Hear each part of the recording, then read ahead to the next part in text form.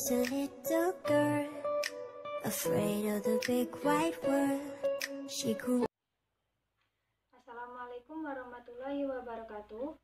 Perkenalkan, nama saya Husnul Maulida, NIM 361921302036. Saya dari kelas 2B semester 3, program studi Teknik Manufaktur Kapal Politeknik Negeri Banyuwangi. Di sini saya akan menjelaskan jenis-jenis mesin. Yang pertama ada mesin diesel. Mesin diesel dari cara kerjanya ada dua macam, yaitu yang pertama ada 2 tak dan yang kedua ada 4 tak. Dan yang kedua, saya akan menjelaskan tentang apa itu rasio kompresi. Lalu yang ketiga, saya akan menjelaskan tentang apa itu piston displacement atau volume langkah. Dan yang terakhir, saya akan menjelaskan sedikit tentang volume clearance. Baik, saya akan menjelaskan mesin yang pertama, yaitu tentang diesel.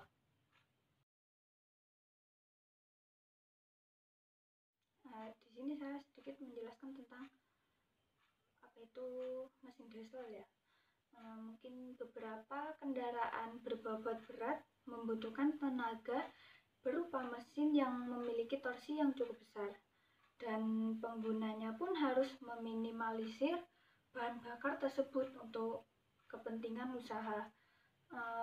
Di sini ada pilihan yang tepat, yaitu mesin diesel. Dilihat dari cara kerja, mesin diesel melalui 2 tahapan. Yang pertama ada 2 tak dan yang kedua ada 4 tak. Di sini saya akan menjelaskan mesin diesel 2 tak terlebih dahulu. Dilihat dari jenisnya, jenis mesin ini hanya membutuhkan 2 tahapan pada siklus kerjanya. Tiap langkah memerlukan setengah putaran engkol. Jadi total untuk menghasilkan tenaga gerak hanya melakukan 1 putaran engkol saja. Cara kerja mesin diesel dengan mengubah energi kimia menjadi energi gerak. Tenaga yang dihasilkan pun berasal dari pembakaran solar dan oksigen yang berada dalam silinder. Dan kelebihan dari mesin diesel 2 tak ini ada pada hasil torsi yang lebih besar. Tetapi sayangnya termasuk mesin yang dalam keadaan yang sangat boros dalam urusan bahan bakar tersebut. Tetapi mesin diesel 2 tak ini banyak dipakai sebagai tenaga untuk memutar baling-baling kapal. Ini saya akan menampilkan ilustrasi mesin diesel 2 tak.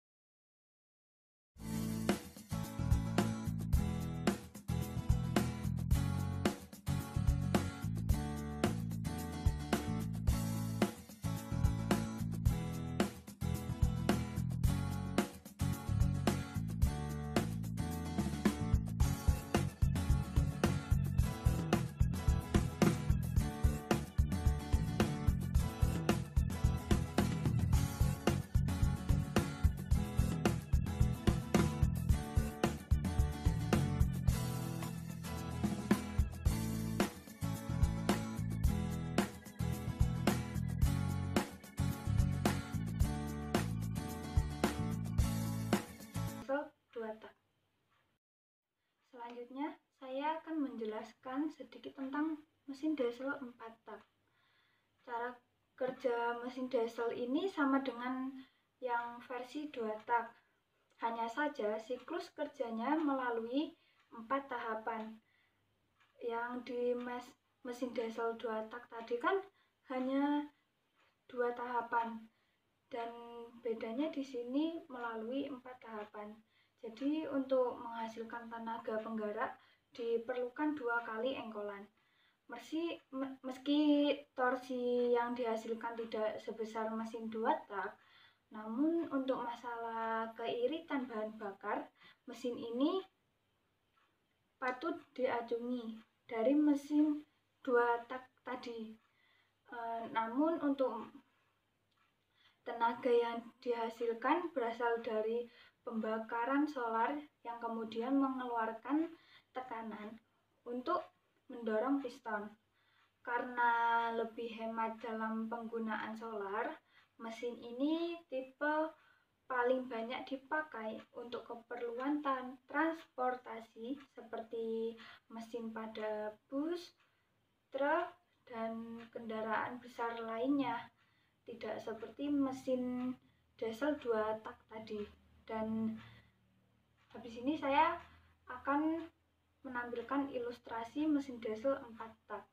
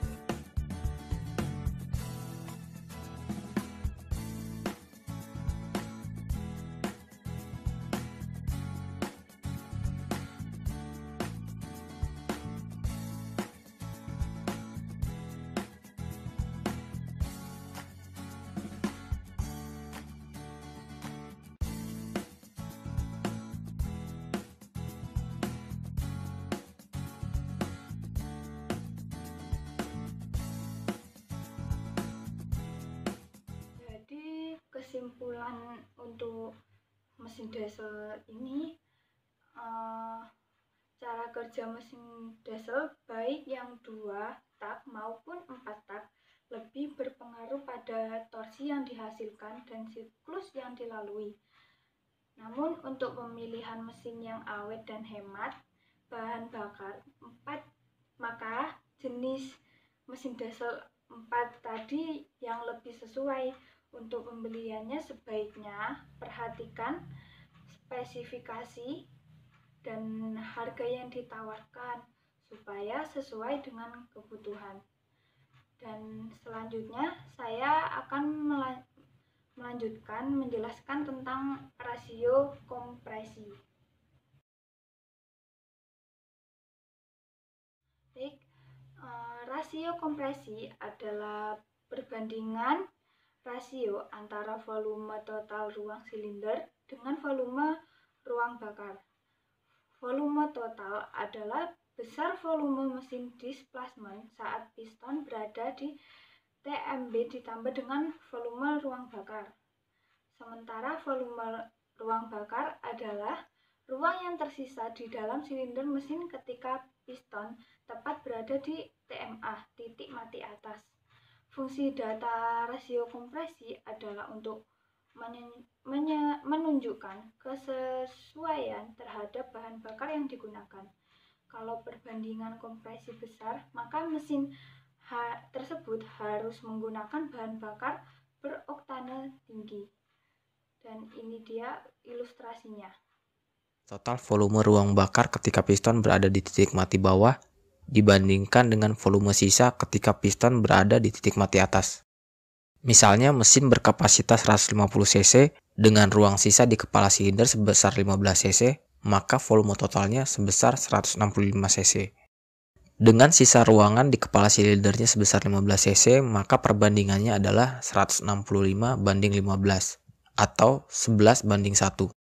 Rasio kompresi memiliki pengaruh terhadap efisiensi. Semakin besar tekanan pada langkah kompresi, semakin besar pula ledakan yang dihasilkan. Oleh sebab itu, mesin diesel memiliki efisiensi yang lebih tinggi dibandingkan mesin bensin, karena rasio kompresinya berkisar antara 14 banding 1 hingga 25 banding 1.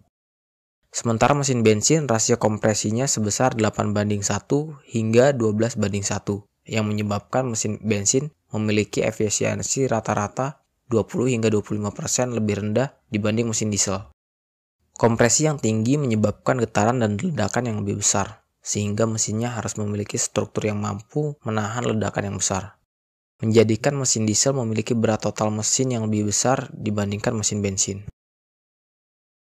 Penggunaan rasio kompresi yang tinggi dengan bahan bakar bensin hampir tidak bisa dilakukan, meskipun secara teori memungkinkan, karena sifat bensin yang mudah menguap dan tidak stabil.